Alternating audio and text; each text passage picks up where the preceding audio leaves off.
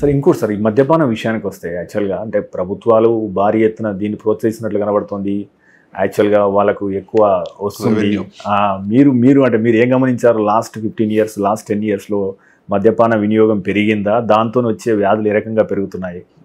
డెఫినెట్గా అండి. స్మోకింగ్ కన్నా కూడా మద్యపానం ఎక్కువైంది. యాక్చువల్ చెప్పాలంటే ఫీమేల్లో స్మోకింగ్ పెరిగింది.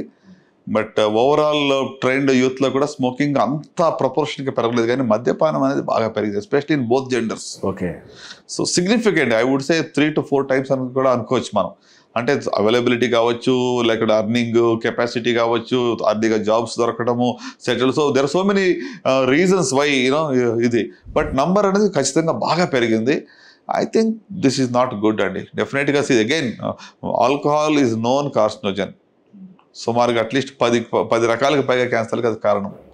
సో దీన్ని మనం దీన్ని తగ్గించగలిగితే బాగుంటుంది. కానీ బట్ మీరు అన్నట్టుగానే రెవెన్యూ సోర్స్ కాబట్టి government is encouraging, people are also supporting such things. And వాళ్ళ ఆరోగ్యాన్ని వాళ్ళే పాడు చేసుకుంటున్నారు.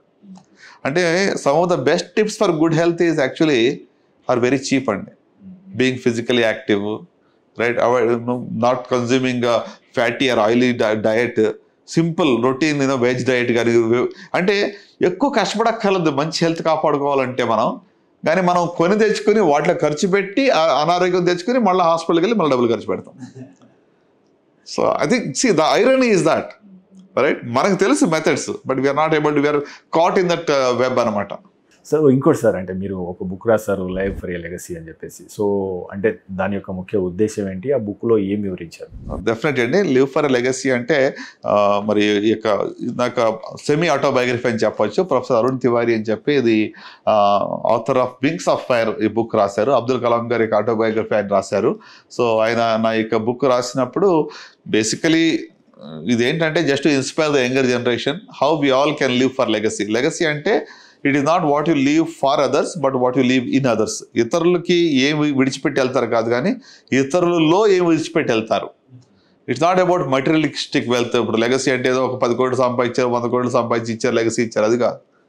The legacy that you leave behind is it could be just showing love to someone, it could be sowing kindness to someone, right. Or through your profession you can leave a legacy, a mark. As a teacher you can leave a legacy.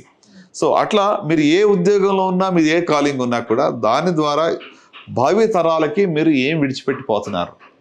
At the end అసలు మనం అందరూ వెళ్ళిపోవాల్సిందే. వాళ్ళు ముందు వెళ్తారు, మనం వెనకాల వెళ్తాం. కానీ when you leave, what you leave behind, అది if you have to leave behind something you have to live. అందుకే లివ్ ఫర్ లెగసీ. లెగసీ కోసం బతకండి. If you don't live you can't leave.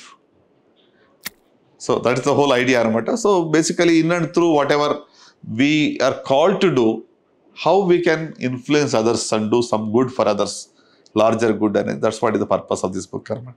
మీరు తీసుకునే అదే మందులు, అదే నాణ్యమైన మందులు, కానీ సగం ధరకే. అవును, మెడ్ ప్లస్ బ్రాండ్స్ పై 50 to 80% తగ్గింపు.